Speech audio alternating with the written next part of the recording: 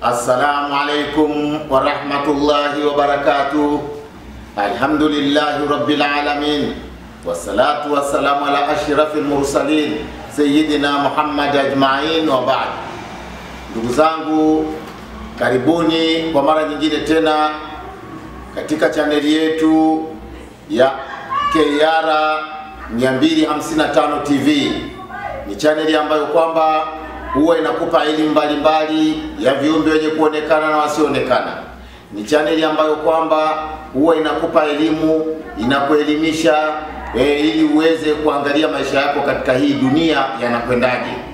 Sasa ndugu yangu mpenzi, usiache kusubscribe, kulike ili tuweze kufuatana na uweze kupata elimu hii kabambe, elimu inayohusu viumbe wasioonekana na mambo mengine kwa ujumla ya kimaisha. Leo ndugu yangu mpenzi, nimerudi tena baada ya simu nyingi kunifuata kunambia, Shekhe, mbona utoi masomo? Nami nimekwenda mbali zaidi, ninakuletea elimu nyingine, elimu kubwa kabisa, elimu ya hawa viumbe wasioonekana, kwa lugha nyepesi, makadim. Kadim ni mtumishi wa kijini ambaye wewe kwa desturi unaweza kumtumia, kwa sababu Mwenyezi Mungu Subhanahu wa Ta'ala ametuamrisha hawa sisi ndio makhalifa hapa duniani. Kwa hiyo wao ni viumbe gani? Ni viumbe dhalili, ni viumbe wachanga kabisa, ni viumbe ambao kwamba sisi kwa elimu na cheo tulichopewa na Mwenyezi Mungu Subhanahu wa Ta'ala tunaweza kuwamiliki na kuweza kuwafanyisha kazi kama ilivyokuwa katika zama za Nabii Suleiman, wengine wanamuita Solomon bin Daud. Yeye aliweza kuwafanyisha kazi nyingi na wao wakawa ni wenye kutii. Sasa leo nitavuka mipaka yote, nitaingia katika nchi ya Ugiriki. Huko katika nchi ya Ugiriki kuna kitabu ambacho kinaitwa Mason Juwairi. Hii ni lugha ya hawa watu wa Kigiriki. Wale Wagiriki ndio wenye lugha hii. Kitabu hicho kiliweza kumwelezea mtu mmoja au kiumbe mmoja ambaye walimpa jina Kadim. Huyu alikuwa anaitwa Juwairi. Huyu Kadim Juwairi, yeye kwa desturi alikuwa ni kizazi miongoni mwa wale majini waliofukuzwa katika rehema ya Mwenyezi Mungu, wakawa ni wenye kukimbilia katika hayo mapango. Wao asili yao, ukienda katika nchi ya Ugiriki kuna pango kubwa sana. Ni pango ambalo linatoka pale katika mji wa Ugiriki, pale katika mji mkuu wa Ugiriki, linatembea chini kwa chini. Ili pango linakwenda kukutana na Black Sea, yani bahari nyeusi, chini kwa chini. Sasa hawa viumbe wao na ukoo wao mzima walikimbia, wakajikusanya, wakaingia chini ya hilo pango, wakaanza kujistiri na ule Mwenyezi Mungu alipokuwa anawashusha wale malaika ili kuja kuangamiza na kuwafukuza katika rehema yake. Sasa kitabu hiki kimechambua vizuri sana, na sisi tumejaribu kuifanyia kazi, na hakika tumepata mafunzo yake. Ni kwamba ni mafunzo mazuri sana. Kwanza kabisa, asili ya hawa makudama hawa, asili yao, kazi zao, sifa zao kubwa ni tatu. Wao ni tatu. Unajua, kumbuka kama wakati wanakimbia katika hii ardhi yetu, walikusanya mali nyingi sana, wakawa wameingia nazo katika mapango. Na inasemekana kwa mujibu wa mwandishi wa kitabu hiki, lile pango waliloingia na zile mali ziko katika bahari nyeusi, pakali kabisa, kule ambako ndio mwisho wa hilo pango. Sasa hawa unaweza ukawatumia kwa kuweza kukuletea mali, kwa sababu hawana kazi na mali. Mali ni hapa duniani. Unaweza ukawatumia kwa ajili ya kukuletea hazina kutoka huko chini.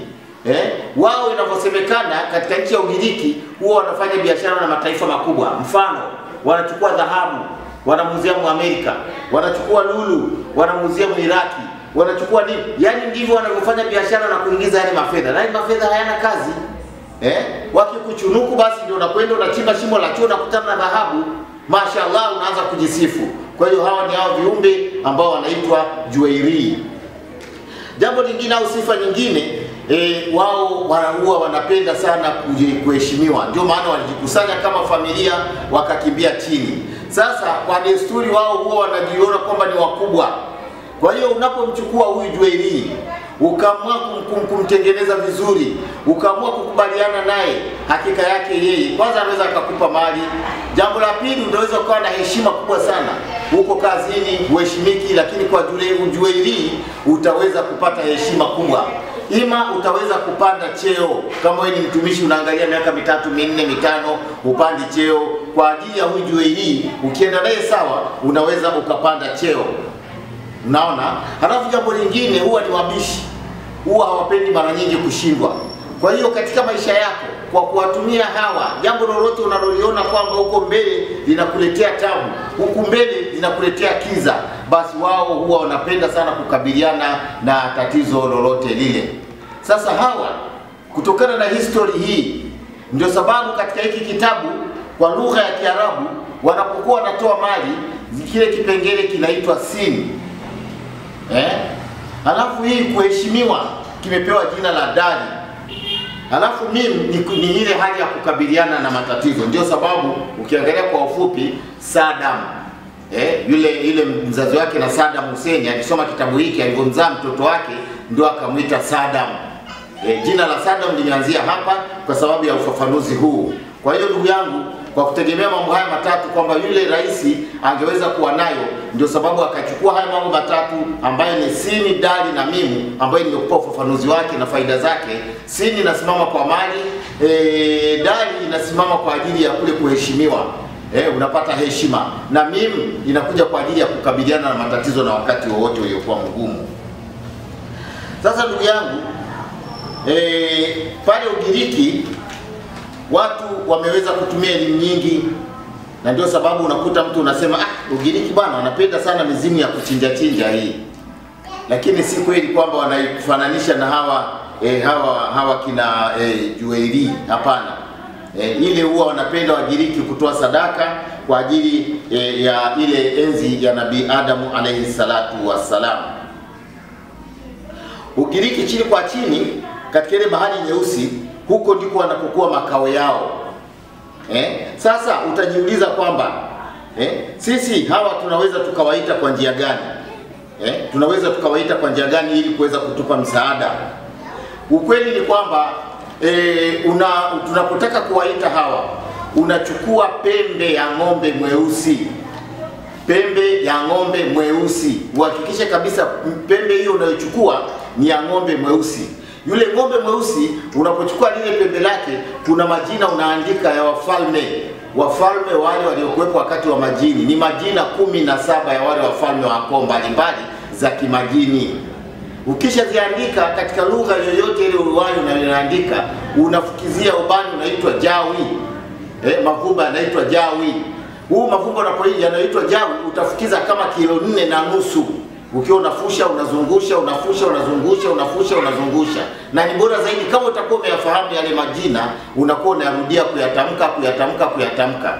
Baada ya hapo ndio unachukua lile pembe lako, unalisaga lote, linageuka linakuwa majivu. Ukisha saga linakuwa majivu, unachukua yale majivu, sasa unaanza kupima ounce moja, unaingiza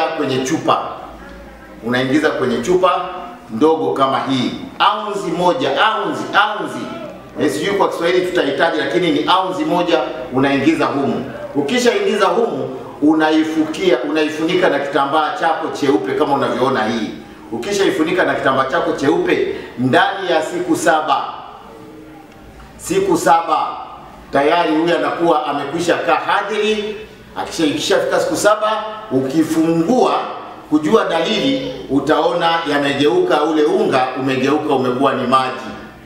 Sasa pale utaanza kumuita ya Juwairi kwa idadi ya yale majina uliyoyaita wakati unatengeneza kule kwa mfalme. Ukisha yaita, unamwambia mimi shida yangu nataka uniletee mali kupitia.